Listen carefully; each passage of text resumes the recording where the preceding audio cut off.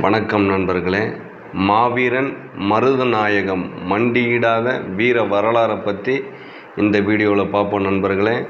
வீரம் விளைந்த தமிழ் மண்ணில் மாவீரர்கள் துரோகத்தால் வீழ்வதை நினைவூட்டும் வரலாறு மருதநாயகத்தின் வரலாறு. தமிழ்நாட்டின் பண்டைய ராமநாதபுரம் மாவட்டத்தையும் இன்றைய சிவகங்கை அருகில் உள்ள பனையூர் பிறந்தவர் மருதநாயகம். அந்நாளில் பனையூர் கிராமத்தில் பல குடும்பங்கள் இஸ்லாத்தை தழுவின. மருதநாயகத்தின் குடும்பமும் அவற்றில் ஒன்று. இஸ்லாயத்தை தழுவிய பின் மருதநாயகம் இஸ்லாமிய முறையில் யூசுப் கான் என்று பெயர் சூட்டப்பட்டார். தன் இளமை காலத்தில் பிரெஞ்சுக்காரர்களின் படையில் வேலை பார்க்கும்போது தமிழ், பிரெஞ்சு, போர்த்துகீசியம், ஆங்கிலம், உருது ஆகிய மொழிகளை கற்றுத் தேர்ந்தார்.